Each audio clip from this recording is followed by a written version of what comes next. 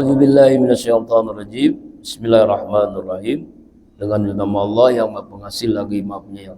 Surah Shad ayat 36 sampai 45 dilanjutkan dengan surah Az-Zariyat ayat 1 sampai 6. Surat Shad ayat 36 Allah Subhanahu wa taala berfirman, "Wa kam ahlakna."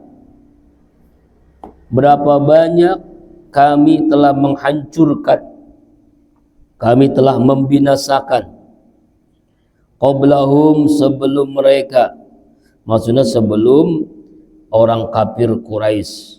Berapa banyak Allah hancurkan. Ini bentuknya bentuk istifham supaya menyadari orang-orang kafir waktu itu Mekah bahwa Allah telah menghancurkan kaum-kaum yang durhaka.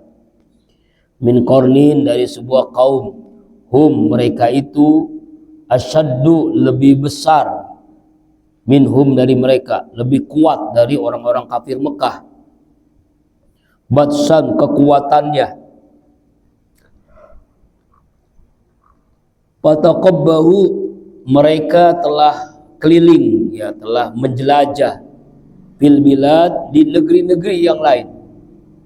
Hal min mahis, apakah ada tempat pelarian?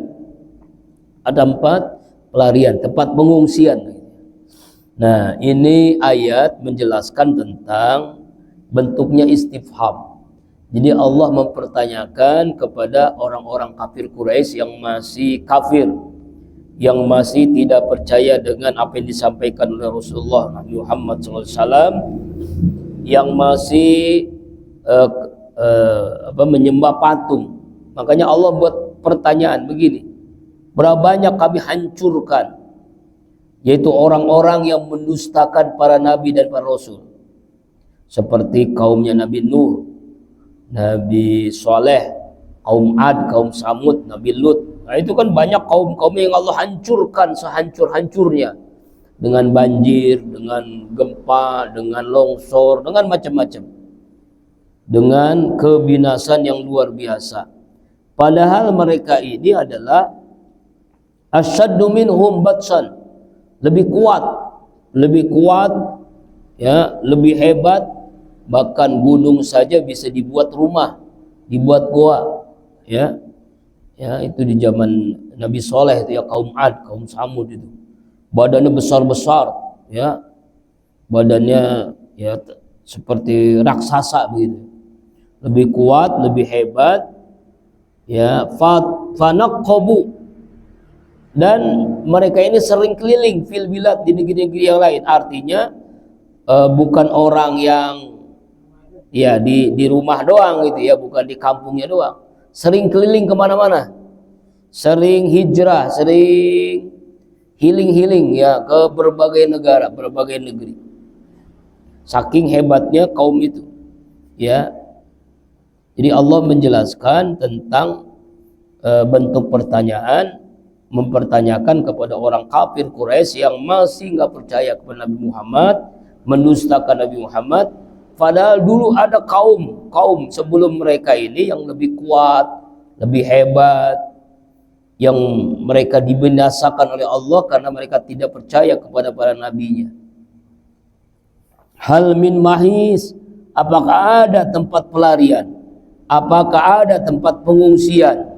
Artinya ketika Allah turunkan bencana, bala, azab, nggak ada tempat pelarian, nggak ada tempat pengungsian. Semuanya sudah dikepung dengan berbagai bencana, azab Allah di dunia, ya. Jadi nggak mungkin ada tempat pelarian. Jadi ketika Allah menakdirkan sebuah bencana, sebuah azab di dunia ini, nggak ada yang bisa keluar dari tempat itu. Tidak ada jalan keluar. Dalam tafsir Ibnu Katsir dijelaskan, tidak ada jalan keluar, tidak ada tempat melarikan diri, tidak ada tempat berlindung ketika musibah bencana terjadi. Nggak ada, ya. Inna fi zalika lazikra, ini semua adalah sebagai peringatan, pelajaran. Az-zikra, pelajaran. Ya, pelajaran bagi umat-umat yang sekarang. Jadi Allah pernah menghancurkan tuh umat-umat yang dahulu karena mendustakan para nabi. Liman kana lau qalbun aw alqasam aw huwa syahid. Bagi orang-orang yang mempunyai hati, bagi orang-orang yang punya qalbu, hati, aw alqa asama, atau mereka menggunakan pendengarannya, telinganya untuk ayat-ayat Allah, wa syahid, dan dia menyaksikan bahwa apa yang ada dalam Al-Quran itu benar, apa yang disampaikan Nabi Muhammad itu benar. Ya, jadi tanyakan kepada hati nurani, hati yang bersih, pendengaran yang jernih ketika nasihat dari Nabi Muhammad, Al-Quran yang dibacanya, hadis yang disampaikannya. Kira-kira percaya enggak tuh? Nah, ini yang dimaksud ayat 36, 37. Kemudian ayat 38. Walaqad khalaqnas samawati wal arda wa ma bainahuma fis sittati ayyam. Sungguh kami Allah telah menciptakan langit dan bumi, dan di antara langit dan bumi pada 6 masa. Ada yang mengatakan 6 hari. Ya, yaitu dari hari Ahad sampai hari Jumat. Wa ma massana min lughub, dan tidak ada yang bisa menyentuh kami dari keletihan. Gak mungkin Allah itu letih payah ketika menciptakan langit dan bumi, gak mungkin. Nah, menurut Ibnu Abbas, ayat ini diturunkan berkenaan dengan ejekan orang-orang Yahudi yang menyangka Allah itu beristirahat pada hari ke-7. Kan ini kan 6 hari itu, sittati ayyam. Jadi hari ke-7-nya hari Sabtu Allah istirahat katanya. Allah istirahat ketika menciptakan langit ke bumi. Dan ini ditanyakan kepada Rasulullah, tuh Tuhanmu tuh hari Sabtu tuh istirahat. Istirahat katanya, aneh-aneh aja. Ya, padahal jawabannya di si ayat ini, wa ma masana bil lughub, Allah nggak pernah istirahat, nggak pernah letih, nggak pernah lelah ketika menciptakan alam semesta ini. Sangat mudah bagi Allah. Innama amru idza arada syai'an ayyakul lahu kun fayakun. Kalau Allah berkehendak cukup mengatakan kun fayakun, jadi dia. Ayat ini juga dijelaskan dalam surah lain, yang misalnya surah Al-Ahqaf ayat 33. Awalam yarau annallaha allazi khalaqas samawati wal ard wa lam ya'ya bi khalqihinna biqadirin ala ayyahyal mauta bala innahu ala kulli syai'in qadir. Apakah mereka tidak memperhatikan bahwa sungguhnya Allah yang menciptakan langit dan bumi, Dia Allah tidak merasa letih payah karena menciptakannya. Ya, Allah berkuasa menghidupkan orang-orang yang mati. Allah Maha Kuasa atas segala sesuatu. La khalqus samawati wal ard akbar min khalqin nas. Sesungguhnya penciptaan langit dan bumi lebih besar daripada ketika Allah menciptakan manusia. Karena lebih luas menciptakan langit dan bumi, maka lebih besar, kata Allah. Dalam surat lain, antum asal khalqan amis sabana. Apa kamu yang lebih sulit penciptaannya atau ke langit? Allah telah membangunkan langit ini lebih berat penciptaannya. Tapi Allah nggak pernah letih. Ya, ini jadi jawaban orang-orang Yahudi yang mengatakan Tuhanmu tuh istirahat hari Sabtu. Karena kan menciptakan langit bumi itu hanya hari Ahad, Senin, Selasa, Rabu, Kamis, Jumat, sampai hari Jumat aja, 6 hari. Hari Sabtunya istirahat, aneh-aneh aja. Karena keletihan, kecapean. Nah, ini dijawab ayat ini, ya, bahwa Allah nggak pernah letih. Bahkan ketika kita membaca doa sujud sahwi apa? Subhanallazi la yanamu wa la yasu, Maha suci Allah yang tidak pernah lupa, tidak pernah tidur. Nggak pernah Allah itu lupa tidur, nggak pernah lalai, nggak pernah. Ya kan? Allahu la ilaha illa huwal hayyul qayyum la ta'khudhuhu sinatun wa la naum. Tidak pernah ngantuk, tidak pernah tidur, tidak pernah letih, nggak mungkin bagi Allah. Ya, makanya di ayat lain wasabbih hamdan qabla qul samsi wa qabla al-ghurub. Bertasbihlah kepada Allah di waktu terbit matahari dan di waktu terbenamnya, pagi dan sore. Bertasbih kepada Allah, memuji Allah. Ya, kemudian ayat ini juga diceritakan, dijelaskan oleh Rasulullah SAW dari Jarir ibnu Abdullah yang mengatakan ketika kami sedang duduk dekat Rasulullah SAW, lalu Rasulullah memandang ke arah bulan yang sedang purnama. Kemudian Rasulullah bersabda, ya apa sabdanya? Amma innakum satu'raduna ala rabbikum fatarawnahu kama tarawna hajal qamar la tudamuna fi fa in istatamtum alla tuqlabu ala salatin qabla tulu'is syamsi wa qabla al-ghurubiha. Ya Rasulullah sallallahu alaihi wasallam bersabda, ingatlah sungguh kalian nanti akan dihadapkan kepada Allah Tuhan kalian. Kalian dapat melihatnya sebagaimana kalian melihat bulan ini. Kalian tidak berdesak-desakan untuk melihatnya. Maka jika kalian mampu untuk tidak mendirikan sholat sebelum matahari terbit dan sebelum tenggelamnya, hendaklah kalian mengerjakanlah. Kemudian Rasulullah SAW bersabda, membacakan ayat wasabbih bihamdi qabla tulu'is syamsi wa qabla al-ghurub. Nah ini, ya ini. Kemudian ayat 39. Fasbir ala ma yakulun. Bersabarlah hai Muhammad. Jadi Allah diperintahkan untuk bersabar ala ma yakulun ketika menghadapi orang-orang kafir, ucapan-ucapan orang kafir. Bersabarlah. Ya, orang Yahudi ngomong apapun, bersabar hadapi orang Kristen, orang kafir Quraisy, sabar menghadapi mereka. Fasbir ala ma yakulun. Wasabbih hamdi rabbika, bertasbihlah kalian kepada Allah dengan memuji Allah qabla tulu'is syamsi, sebelum terbit matahari, maksudnya sholat subuh, wa qabla al-ghurub, dan sebelum matahari terbenam. Ini ayat sebelum perintah sholat 5 waktu. Rasulullah itu sholatnya 2 kali, Pak. Pertama sholat subuh, yaitu namanya qabla tulu'is syamsi, sebelum terbit matahari sholat subuh. Kemudian wa qabla al-ghurub, dan sebelum terbenam matahari sholat maghrib. Jadi Rasulullah ini belum Isra Mi'raj, beliau sholat, yaitu sholat maghrib dan sholat asar. Sholat subuh dengan sholat asar, bukan sholat maghrib. Sholat subuh dengan sholat asar sebelum perintah sholat Isra Mi'raj. Sebelum Isra Mi'raj kan 5 waktu tuh. Jadi Rasulullah tuh ada yang nanya, Rasulullah sholat enggak? Sholat, tapi sholatnya sehari itu cuma 2 kali, ya, yaitu sholat subuh dan sholat asar. Ini ayatnya, ya, ayat yang menjelaskan bahwa Rasulullah itu sholat, itu sholat subuh dan sholat asar. Kemudian ayat ini juga dijelaskan oleh Rasulullah SAW dalam sebuah sabdanya, ya, ketika kaum orang-orang fakir muhajirin datang kepada Rasulullah, ya Rasulullah, orang-orang yang berharta telah pergi membawa derajat yang tinggi kenikmatan abadi. Sebetulnya apa yang kalian maksudkan?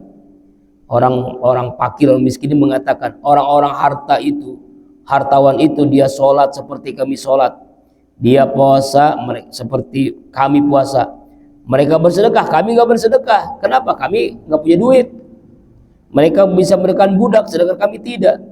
Maka Rasulullah bersabda, afala u'allimukum syai'an idza fa'altumu sabaqtum man ba'dakum fala yakun ahadun afdala minkum illa man fa'ala misla ma fa'altum tusabbihuna wa tuhammiduna wa tukabbiruna wa tubara kulla salatin salasa wa salasin.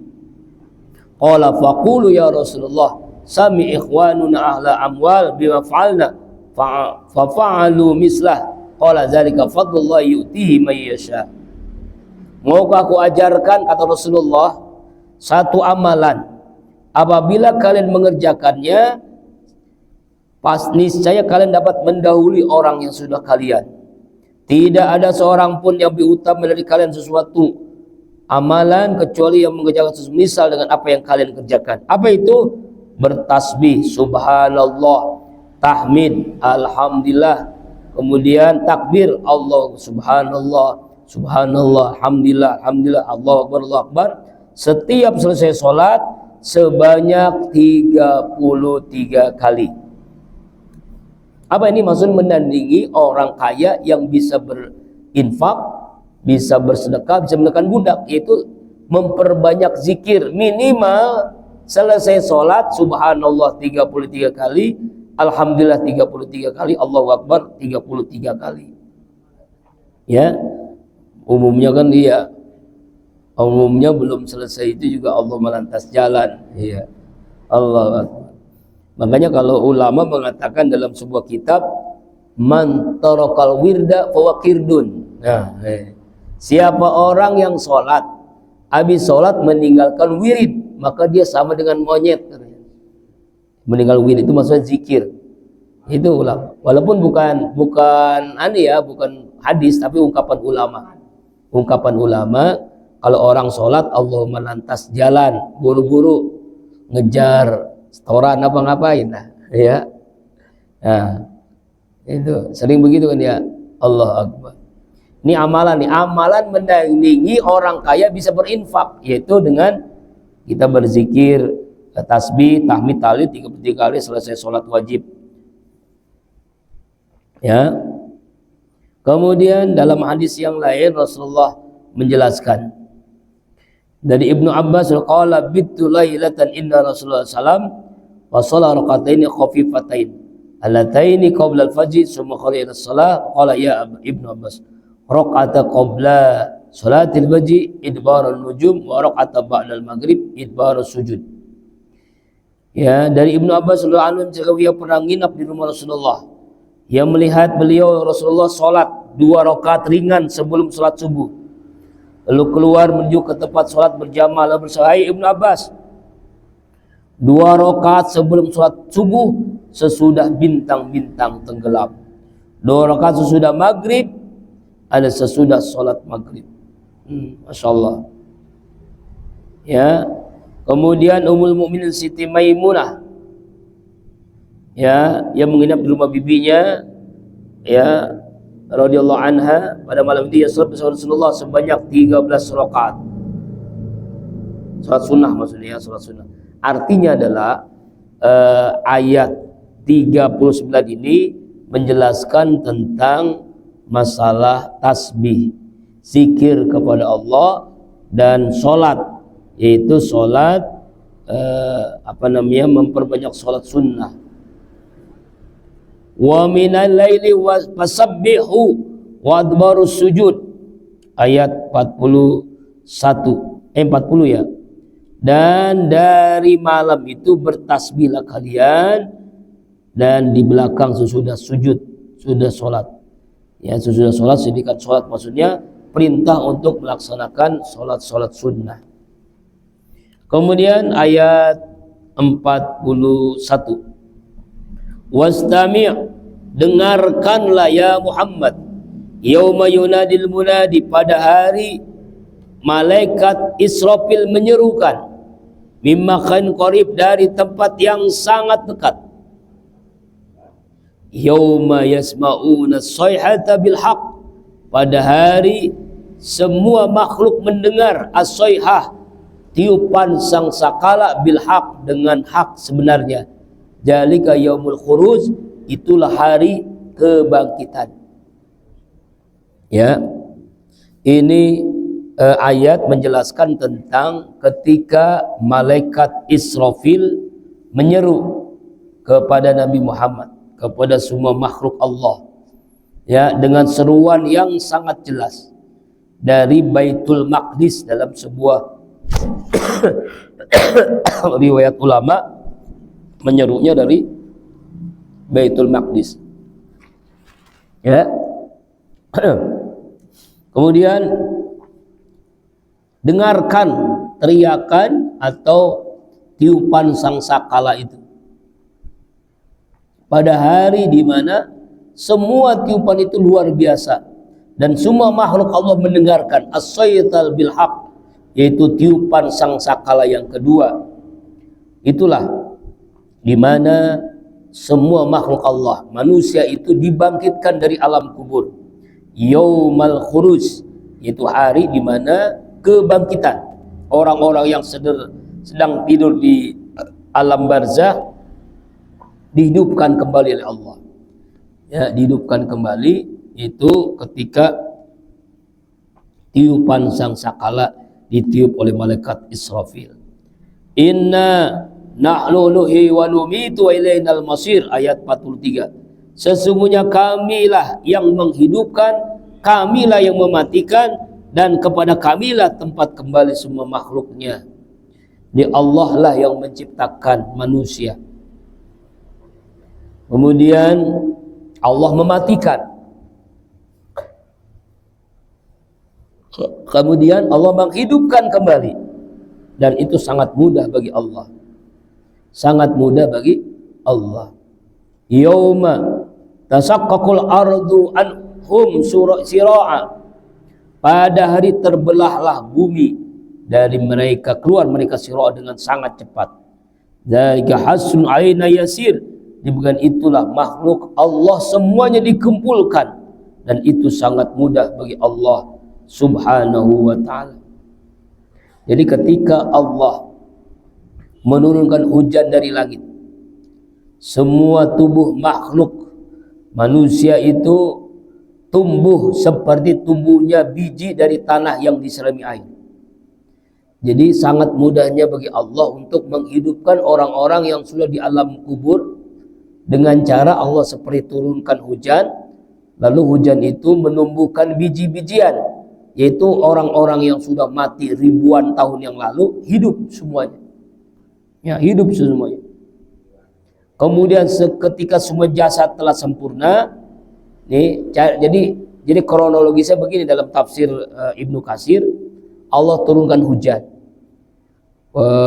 ke bumi ini, lalu semuanya itu bangkit dari kubur. Bangkit dari kubur. Bagaimana orang-orang yang matinya musibahnya pesawat misalnya, hancur, kena bom, sama aja Pak. Kan itu ruhnya, bukan fisiknya, bukan jasadnya. Ruhnya walaupun berkeping-keping atau jadi tanah pun nggak masalah. Allah turunkan hujan, hujan yang unik, hujan khusus, manusia hidup. Manusia apa? Manusia itu ya bangkit dari kubur. Kemudian setelah itu Allah perintahkan kepada malaikat Israfil untuk meniupkan sangsakala.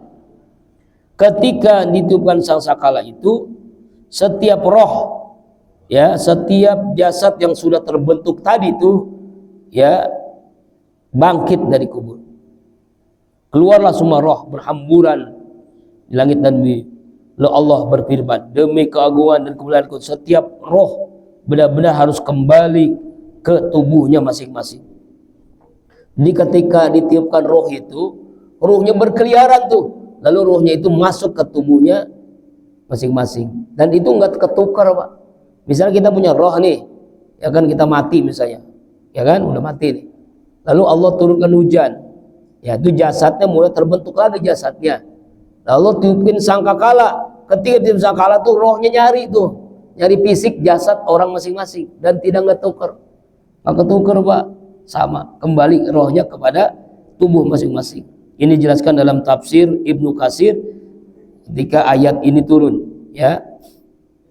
Kemudian bumi terbelah, mereka bangkit menuju padang mahsyar. Ya, di ayat lain dalam surah Al-Qamar, mutiina ila da'i yaqulu kafiru hadza yaumun asir. Mereka datang dengan cepat pada juru itu. Orang-orang kafir berkata, ini adalah hari yang paling berat. Iya aja yaumun asir. Dalam ayat lain diceritakan dalam surah Al-Isra 52. Yauma yad'ukum fatastahjibuna bihamdi wa tazunnuna illa bistum illa qalila. Pada hari itu Allah memanggil kalian, lalu kamu sambil memuji Allah, dan kamu mengira bahwa kami tidak berdiam di alam kubur kecuali sebentar saja. Ya, jadi orang-orang yang dibangkitkan itu merasakan kayaknya baru tadi mati, kok sekarang udah dibangkitkan. Padahal sudah ribuan tahun dia mati. Jadi sudah tidak terasa. Ana awwalu man tanshaqul anul ard. Orang-orang yang mula-mula bumi terbelah-belahkannya. Ya, ini dzalika hasrun alaina yasir. Jadi ini adalah hari yang sangat mudah bagi Allah. Yang enggak ada diciptakan bagi Allah mudah, apalagi yang sudah ada bahannya. Lebih mudah bagi Allah Subhanahu wa ta'ala. Lebih mudah bagi Allah untuk menciptakan yang bahannya sudah ada. Walaupun bahannya sudah jadi tanah ya karena ribuan tahun meninggal, sangat mudah bagi Allah. Jadi prosesnya begitu Pak, prosesnya turun hujan khusus. Hujan ini menghidupkan semua manusia. Nah, tapi kan masih belum ini, roh baru jasadnya aja baru terbentuk jasad. Lalu malaikat Israfil diperintahkan Allah untuk meniup. Ketika ditiup sangkakala, semuanya tuh roh-roh itu nyari jasadnya. Nah, kira-kira begitu tuh kronolog ini yang diceritakan dalam tafsir Ibnu Katsir ketika menjelaskan ayat ini, Pak. Ayat terakhir surah Qaf. Ya, nahnu a'lamu bima yaqulun. Kami Allah lebih mengetahui apa yang mereka katakan. Wa ma anta alaihim jabbar, dan bukanlah kamu ya Muhammad atas mereka sebagai pemaksa imanan. Jadi Allah mengetahui tentang apa yang diucapkan oleh orang-orang kafir Quraisy. Maka jangan Nabi Muhammad gelisah. Walaqad na'lamu annaka yadhiku sadruka bima yaqulun fasabihamdi rabbika wa qum minas sajidin. Dan kami sungguh mengetahui bahwa dadamu sesak, sempit ketika orang-orang kafir ngomong, ya, dia mendustakan. Bertasbihlah kepada Allah dan wa'bud rabbaka hatta yatiyal yakin. Jadikanlah tempat sujudmu, salatmu agar kamu semakin yakin, ya, ajal akan tiba. Dan ingat, engkau Muhammad alaihi jabbar, bukan pemaksa, bukan memaksakan orang supaya masuk Islam, enggak.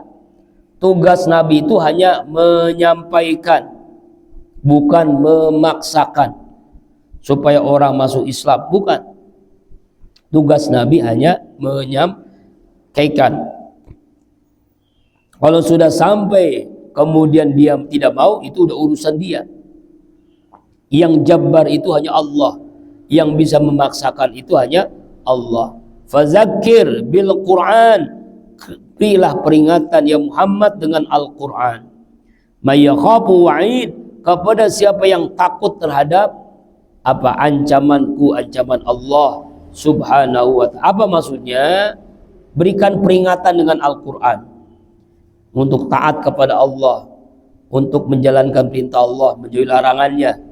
Karena tugasmu wahai Muhammad al-balagh, hanya menyampaikan. Wal hisab, dan bagi kami adalah hisab. Dan nanti Allah yang hisab. Fadzakir innama anta muzakkir lasta alaihim bimusaitirin, dalam surah Al-Ghasyiyah. Berikanlah peringatan karena sungguhnya kamu hanyalah orang yang memberikan peringatan. Kamu bukanlah orang yang berkuasa atas mereka. Laisa 'alaika hudahum walakin Allah yahdi may yasha. Bukanlah kewajibanmu ya Muhammad untuk memberikan hidayah, ya, tapi Allah lah yang memberikan hidayah kepada siapa yang Allah kehendaki. Innaka la tahdi man ahbabta walakin Allah yahdi may yasha. Sungguhnya kamu tidak dapat memberikan petunjuk yang kamu cintai, tapi Allah lah yang memberikan petunjuk yang Allah kehendaki. Ya, ini makanya kita berminta kepada Allah sebagaimana doa Qatadah ketika baca ayat ini. Ya Allah, jadikanlah kami termasuk orang yang takut dengan ancaman-Mu dan berharap dengan janji-Mu ya Allah. Wahai Allah, Tuhan yang melimpahkan kebaikan lagi Maha Penyayang. May yakhafu wa'id. Surah Qaf sudah selesai. Wallahu a'lam bishawab.